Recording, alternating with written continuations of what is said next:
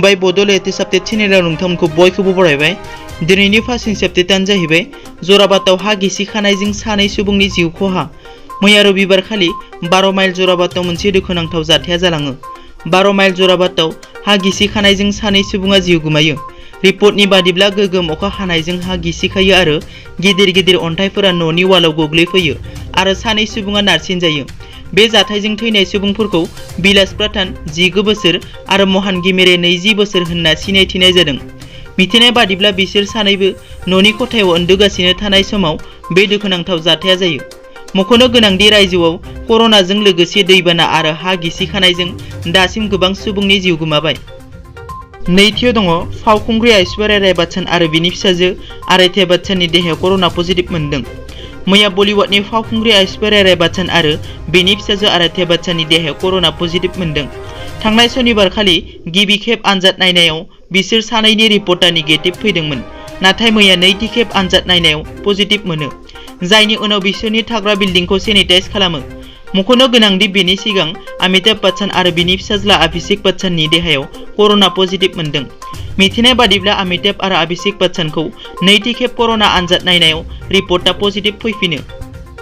थामथियाव दङ डक्टर हिमन्त बिश्व शर्माया बुंदों बद्रुद्दीन आजमालनि देहाया गोबां लोरबां जाबोनो हमदों।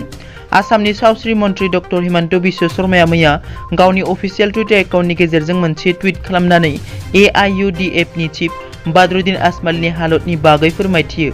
बिथां डक्टर शर्माया टुइटनि गेजेरजों रोखा खालामोदि AIUDFनि चिफ बद्रुद्दीन आजमाल बिथांनि देहायाव नांगौ बायदि अक्सिजेन लानो हायैयाव गोबां लोरबां जाबोनो हमदों। लोगोसे बिथां डक्टर शर्माया टुइटनि गेजेरजों बिथांखौ बेरामनिफ्राय थाबैनो बारग'नो हानायनि हामलायथि बावहरो। मख'नो गोनांदि बिथां बद्रुद्दीन आजमालनि देहायाव थांनाय सनिबारखालि मुम्बाइआव कर'ना पजिटिभ मोनदोंमोन। ब्रैथियाव दङ राहुल गान्धीया गाहाय मन्थ्रि नरेन्द्र मोदीखौ हाब्रुसारदों। राजखान्थि मुलुगाव गुबुन राजखान्थिगिरिया गुबुन सासे राजखान्थिगिरिखौ हाब्रुसारनायखौ नुनो मोनबोगासिनो थायो।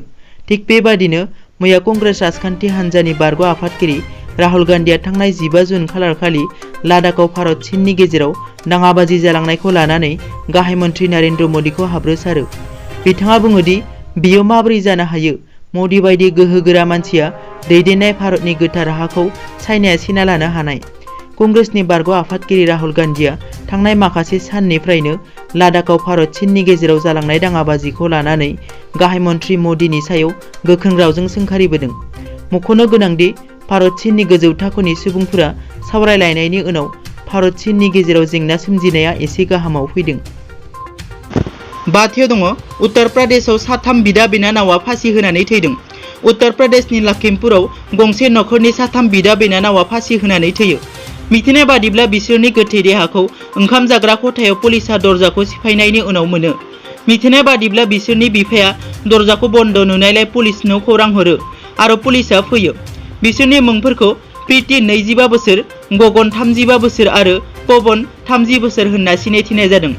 बिफाया फोरमायनाय बादिब्ला बिसोरनि बिमाया थांनाय बोसोरनि सेप्तेम्बर दानाव रुंसारि जानायखौ लानानै दुखु सहायनो हायैयाव बिसोर बे आगानखौ लायो आरो गांसे लाइजामनि गेजेरजों बिमा थैनायनि दुखु सहायनो हायैयाव बे आगानखौ लानाय जादों होनना लिरना गालाङो। दिनैनि निउस आपडेटआ एसेनोसै। नोंथांमोना जुदि आंनि चेनेलखौ दासिमबो साबस्क्राइब खालामाखै, अन्नानै साबस्क्राइब खालाम। गोजोन्थों।